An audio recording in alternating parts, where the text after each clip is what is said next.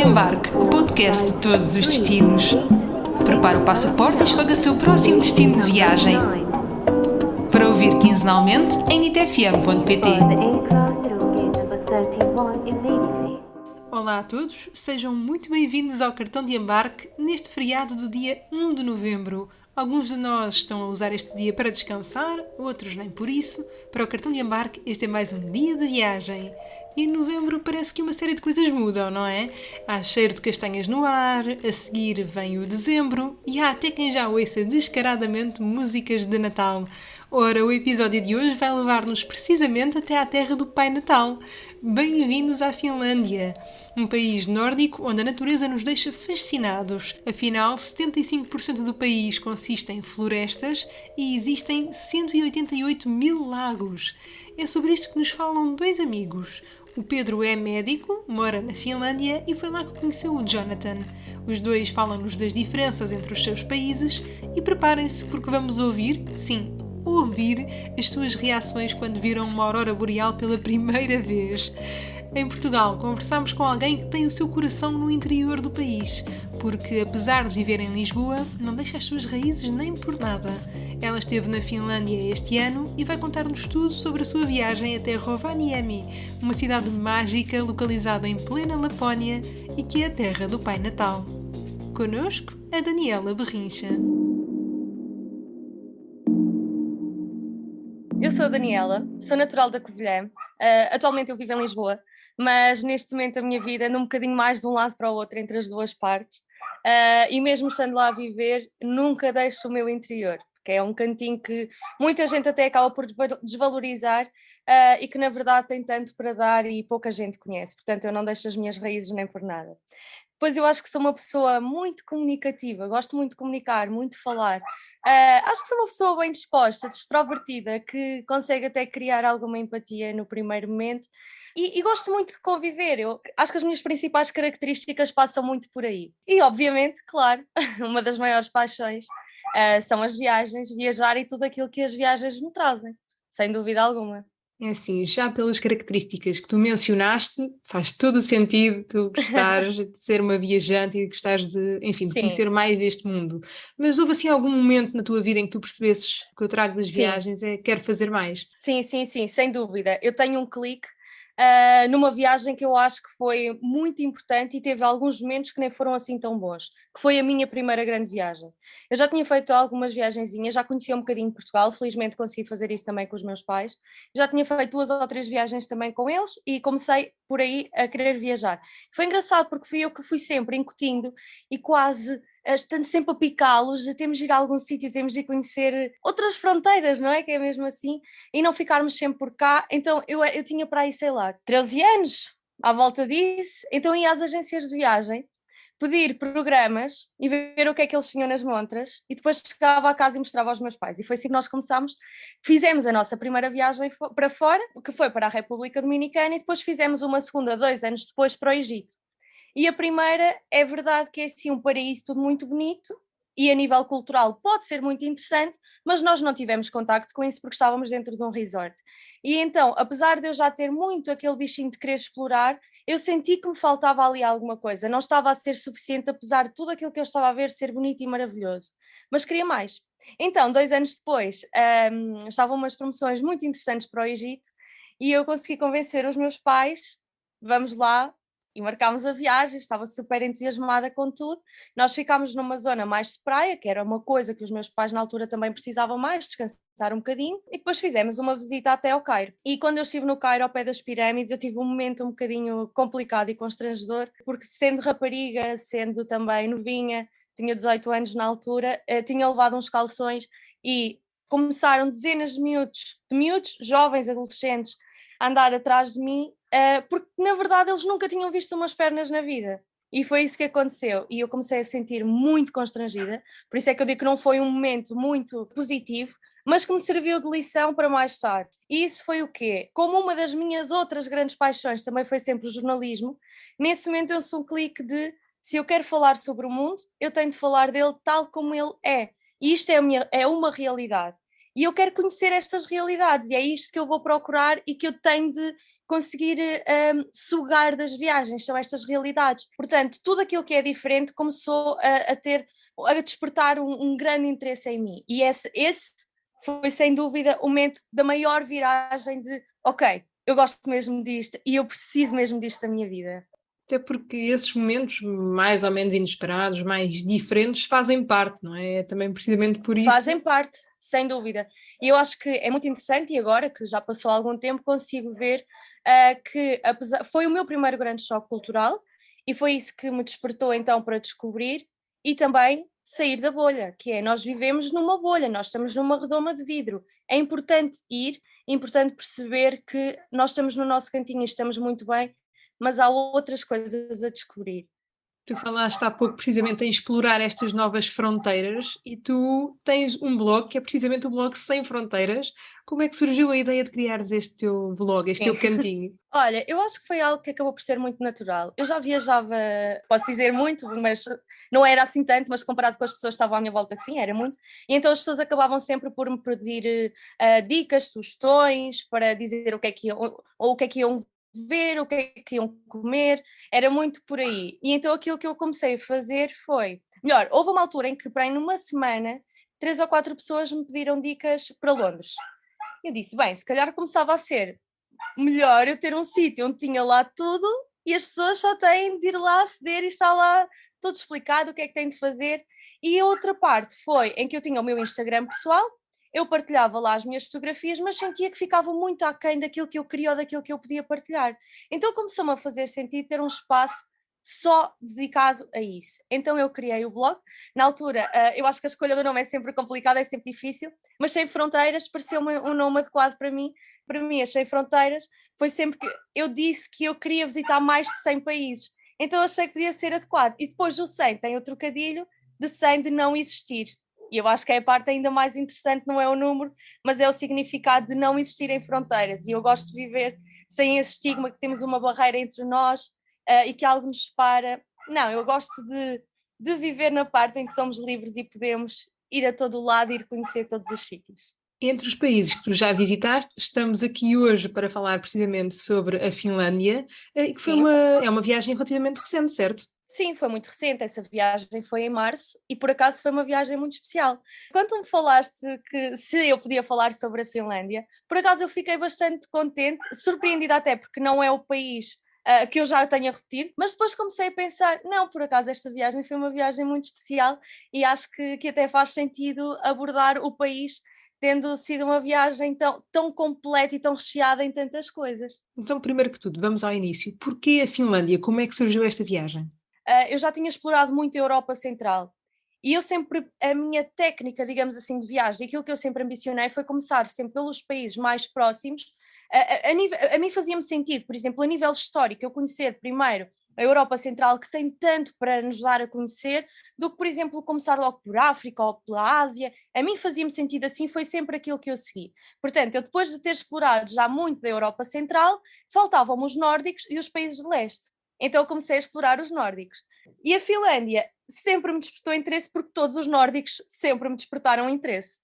E então, como era o último que me faltava, e eu queria fazer uma viagem de grupo num contexto de um país nórdico, em que temos paisagens que são completamente únicas, surreais e na verdade estão aqui tão perto, e eu acho que muita gente acaba por não dar valor às paisagens e àquilo que os nórdicos têm. Eu acabei por juntar aqui o útil ao agradável, aquilo que eu queria e aquilo que eu preferia também, e fiz então uma viagem de grupo para a Finlândia, mais concretamente para Rovaniemi, que me fazia muito sentido e era o sítio na Finlândia que eu mais queria conhecer, e já era para o ter feito em 2020. Mas as viagens estavam um bocadinho mais caras, então fui para Tromsø, também com o objetivo de ver auroras boreais.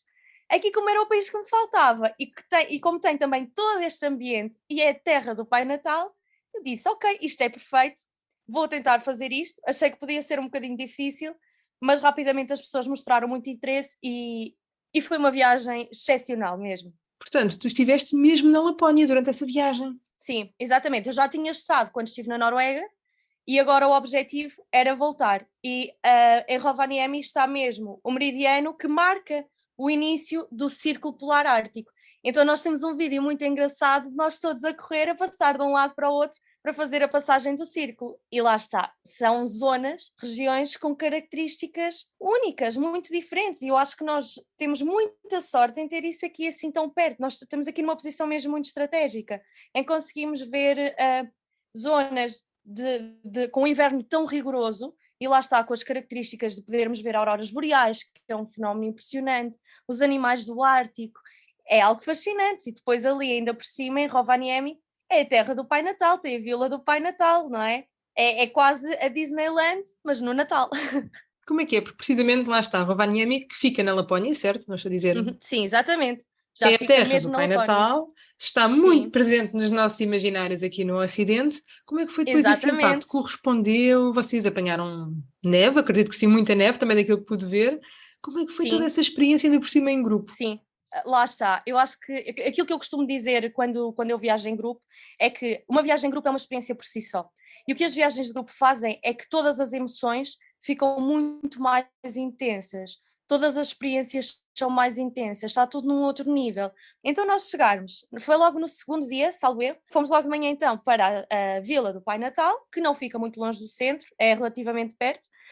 Apanhámos um táxi e fomos, bem, e nós estávamos muito entusiasmados, é verdade, mas é assim, já somos todos adultos, então pensámos, então agora vamos à terra do Pai Natal em março, é que nem é no Natal, portanto o Natal já tinha passado e estava muito longe de acontecer outra vez, porque quando começa a chegar o inverno temos sempre aquele bichinho que vem o Natal, as luzes, agora em março já passou, já estamos a pensar na primavera e entretanto no verão. E, sinceramente, eu tinha a ideia daquilo que já tinha procurado e pesquisado, que era um recinto, um complexo com algumas coisas para visitar, mas não muito grande. Isto aqui, pelo menos, era a ideia que eu tinha, até porque a própria cidade de Rovaniemi não é uma cidade enorme, é uma cidade pequenina. Mas nós, quando chegámos lá, começámos a perceber que aquilo realmente era um complexo muito maior do que podíamos imaginar. E depois não era só isso, tem várias casinhas, todas elas a preceito, não é? A casinha do Pai Natal, a casinha da Mãe Natal, a Casa dos Duendes, onde há renas, há muita coisa ali, e eu estava a ver o brilho nos olhos de toda a gente. E foi fenomenal, foi fantástico. Depois tínhamos trenós espalhados assim pelo complexo, que nós, enquanto grupo, começámos a apanhar e decidimos fazer uma corrida de trenós. E eu não consigo explicar, eu às vezes tenho dificuldade em explicar algumas viagens em palavras. E esta viagem foi uma delas. Aconteceu tanta coisa que é muito difícil explicar. Por isso, para mim, a Lapónia, neste caso a Finlândia, vai ter um carinho sempre muito especial e certamente que eu vou lá voltar, porque lá está, eu sou muito de voltar aos sítios e vou relembrar isto com muito carinho, mas eu acho que vai ser difícil repetir da forma como foi, porque foi uma conjugação de fatores toda muito em bom, tudo muito recheado e lá está, tornou tudo muito mágico. Há experiências que são mesmo irrepetíveis e esta viagem noturna de comboio até Rovaniemi parece ser uma delas. É uma forma incrível de otimizar tempo, mas também de descobrir as paisagens finlandesas. Como o Jonathan e o Pedro nos contam, há florestas e lagos um pouco por todo o lado, num país que tem cerca de 5 milhões e meio de habitantes. Poucas pessoas e muita natureza, com as 4 estações bem definidas e muito por descobrir. We live quite in the midst of nature. It's really easy to get out into the forest, and there's a lot of forests and lakes everywhere. And then I would say that we're quite a small country, not that many people, but it's like we're small as in the sense of like few people, but a lot of nature and very wide.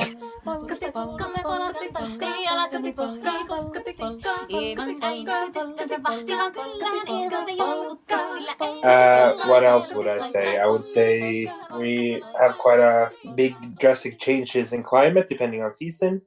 We can have everything from -25 to +30 depending on the season, and really 4 different distinct seasons that change every 3 months, kind of, from snow to very warm. I was listening to Jonathan and I wonder, Pedro, when you moved to Finland, Yeah. which country did you find? Like, what was the most important things, maybe the differences between Finland and Portugal? I would say that's the differences in, for example, the sense of community is a little bit different here because people, even though they're not like super, like nobody is like super like selfless or whatever, in general, people are very community based when they think about their decisions. For example, they have a big sense of responsibility over each other, and even something like, for example, buying only finished products and in the supermarket and stuff like that. People make a really like big effort to do that, and that's like little things that you can tell that their sense of own community is very strong here. But like as a country itself, the difference between Portugal and Finland, I would say everything basically, like, could not be more different than Portugal. I think it's completely different. The landscape, the weather, the people, everything is very, very, very, very different. You still didn't tell us what you are doing in Finland and what are your favorite things in the country, apart from this big difference between Finland and Yeah, Portugal. exactly. What are the things that catch you? So I'm a doctor. I'm just recently graduated some 2 or 3 years ago. And the situation in Portugal regarding medicine is a little bit complicated, I would say. And I feel like here the job opportunities are a bit more flexible and everything is a bit easier to, like, the people get along a little bit better. There's not much hierarchy inside the job. That's one of the things that I feel like with the community type of sense, that everybody treats each other by the first name. There's no like Mr. Doctor or Mr. Nurse or Mr. Da-da-da.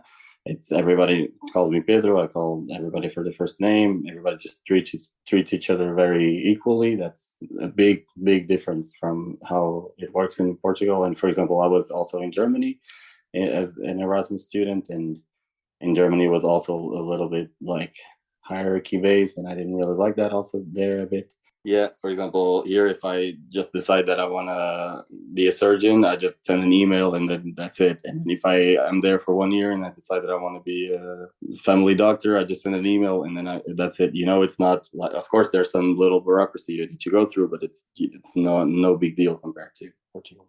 So maybe these processes seem to be easier. You also mentioned the relations between people. And Jonathan, I wonder, as a Finn, do you think, for example, these social connections, this sense of community, are there some of the characteristics you would mention about Finns? We have, I think, a reputation of being not the most social, which is true in a sense. But I think like when you get to know a Finn, we're quite loyal to each other and to each other. I think there's like a threshold. Yeah, there's a threshold to get to know someone maybe, and we don't like maybe, so to say, unnecessary social things like small talk that much, or like chit-chatting or being fake friendly in a way. We just like cut to the chase, and then maybe that can come up some rude for some people, but for us it's kind of the norm. Yeah, and I feel like someone wouldn't like say hi to you in the street, but they would help you out if they see you. Like, for example, I have this story. I just remembered it. I didn't even think about this, but like I was moving out of because I was in another city first, and I was moving out. I had a lot of bags, and it was in the middle of the night because it's always night. Just kidding, but there's a long night here, and I was with lots of bags in the middle of the street trying to walk to the bus station, and I was in a little bit of a hurry because I was a little bit late. So I was. Clearly, you could see that I was in a rush with a lot of bags and one bag falling, and just a lady like out of nowhere didn't even say hi or anything, just pick up my bag and help me out to the train station. And that was very specific and very illustrative of how you guys think, I think. Yeah. And I've also seen, even though I'm not old by any means, but I've seen a kind of change in our social structure. Maybe throughout the years, we're more open and maybe a bit more like say hi to each other, and we can talk to strangers a bit more than we did maybe 20 years ago, I feel like. Yeah, but it's a slow change. Yeah, but it's also like, because it's kind of a young country in the sense that you had lots of changes very recently into comparison for Portugal, which is like a 1,000-year country or something like that. But yeah, I feel like you're still changing also because you came like from war and stuff like that. So and it's quite recent history. Yeah, like war. And I wonder now again, for someone that has never been in Finland, and maybe with this look, Peter can also help us. What are the kind of even landscapes?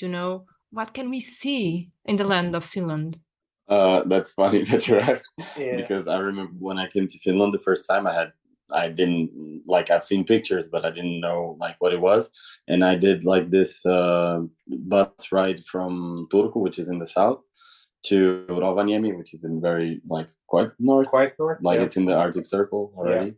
So I was in this bus, and then all you could see was lakes or trees, really tall forest. trees, Yeah. really tall trees and thick forest. And then it was like a road cut in the middle of the forest, and then you just go and you just see forest, or then when the forest stops, there's a lake, and then there's forest again, or cities, of course. But if you weren't in the city, like the landscape is very, very like this, It's a like lot very of forest. flat, Quite flat. flat We don't and have like high- infinite forest. Like Yeah. I've never seen so many trees in my life. and a lot of lakes. Like there's a part of Finland that's called Lake Finland, and we have almost 200,000 lakes in Finland. 188,000, I think, or something like that. We can check So that. so there's a lot of lakes and a lot of forest, and then when you come to the north, maybe a bit less high trees Mm, and more like hills, not mountains by any means, but like hills yeah, in and Lapland, openness in Lapland. And then in the the Santa Claus. yeah, and then in the south we have the archipelago with a lot of islands. Yeah, and these trees are like big Christmas trees, basically. Yeah, like huge. Like big, really big Christmas trees. Like I would say like 8 meters tall, something like that. Probably more, some More. yeah, 10. something like that. Yeah. And apart from all these, movie sceneries, as it seems to you, do you have, guys, any favorite places in Finland? Some places that, if I would say to you that tomorrow I'm flying over Finland, you should go there. I would say for me, it's the archipelago and our summer cottage, where we have a small house and our sauna, and then we go from sauna to swimming and then chill there in summers.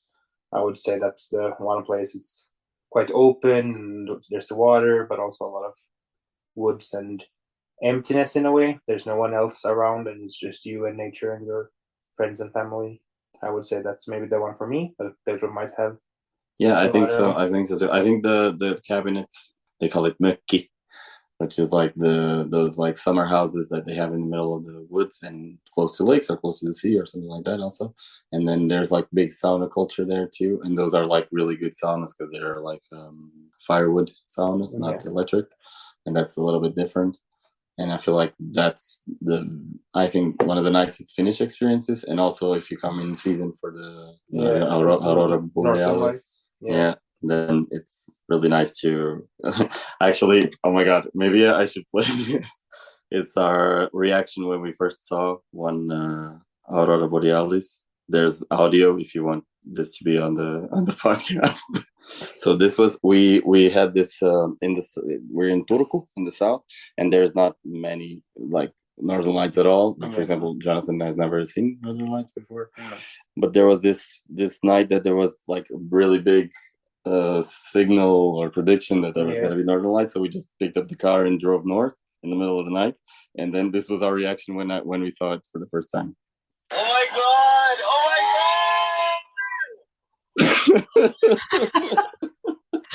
Wow. Oh yeah. It was like so magical, so different, so like without explanation. Yeah. It's so good.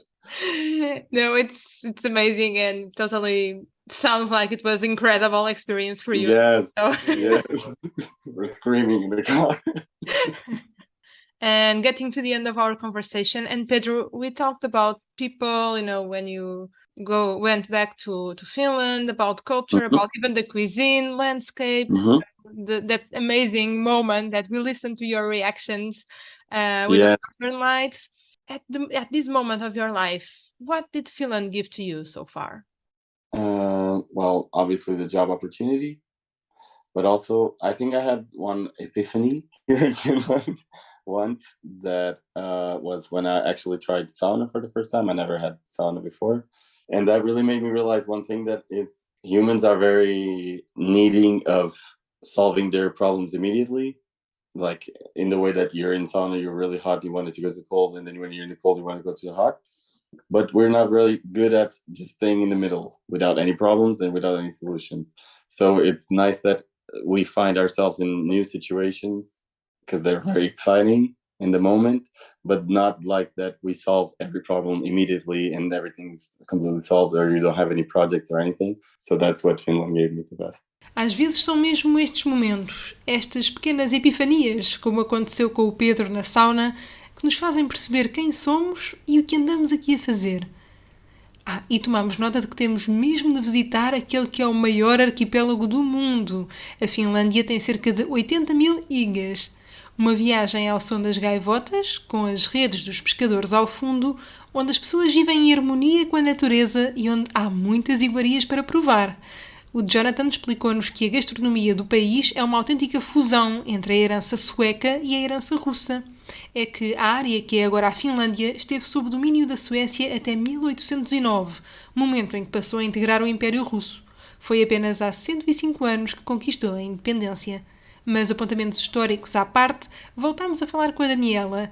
É que toda a viagem teve início na capital, Helsínquia. A viagem de grupo propriamente dita começou, o programa só começava mesmo em Rovaniemi, mas nós acabámos, lá está, porque a forma de chegar é sempre com um voo com escala, portanto acabámos por nos encontrar praticamente todos ainda em Helsínquia, e foi muito interessante porque logo no primeiro dia algumas pessoas começaram a explorar a cidade comigo, outras iam chegando a conta-gotas e iam se juntando, então tivemos a oportunidade de ir descobrindo a cidade e de nos ir conhecendo. E é assim, Helsínquia é uma cidade também muito pequenina, para uma capital é muito pequenina mesmo, e nisto posso ser sincera, não foi a capital que eu já gostei mais na vida.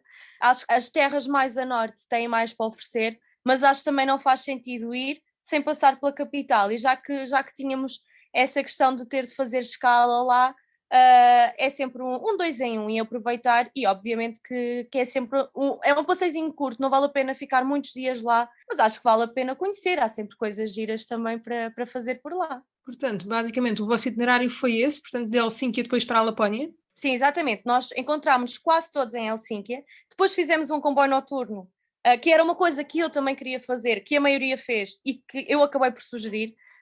Não é que ficasse mais barato, ficava quase ao mesmo preço fazer de comboio ou de avião, que os voos internos lá, curiosamente, nem são assim muito caros, mas eu gosto muito de andar de comboio, é o meu transporte preferido em viagem, porque acho que conseguimos absorver muito mais do que se formos de avião. E então fizemos um comboio noturno de 12 horas, partimos às 11 da noite de Helsínquia e chegámos às 11 da manhã em Rovaniemi, e eu acho que foi a melhor escolha para toda a gente. Nós dormimos quase todos sentados, não é? No assento do comboio, mas é impagável o amanhecer que nós tivemos com um cenário completamente branco a passar pelas florestas. De outra forma não iríamos ver aquilo que vimos. Então acordar assim, toda a gente se esquece que dormiu sentado num comboio, não é?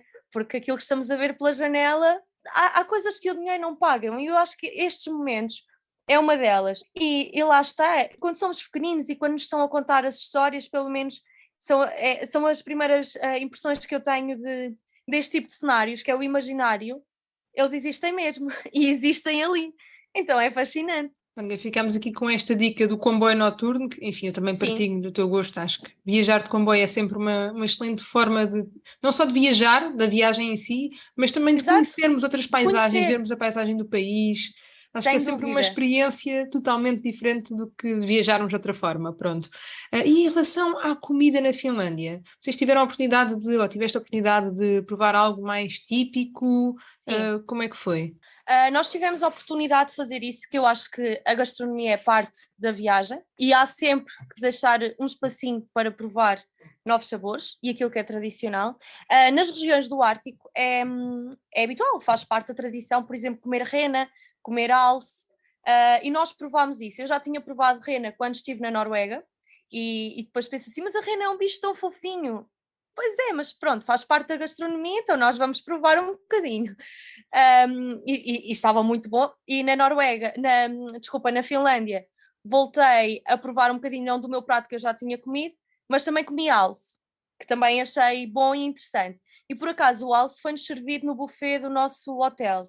E achei interessante porque eles iam sempre também colocando algumas coisas típicas, como sobremesas, as sopas, então nós tivemos contacto com isso. Se bem que nos países nórdicos, lá está, é mais a cultura da carne, mais como se fosse a carne de caça deles. Curiosamente, a maior parte ficou muito surpreendido e gostou. Algumas pessoas não quiseram provar, Mas sim, gostei muito. Eu gosto de experimentar essas coisas. Já temos aqui mais uma coisa em comum, não é? É viajar e aqui a gastronomia, ou provar Faz parte, outros sim. pratos de outros sítios. Sim, já quando estive na Noruega, tinha muito interesse para provar alguns pratos diferentes. E a Noruega, por exemplo, é um país extremamente caro, e uma das únicas refeições que eu fui fazer fora foi precisamente para provar comida completamente diferente.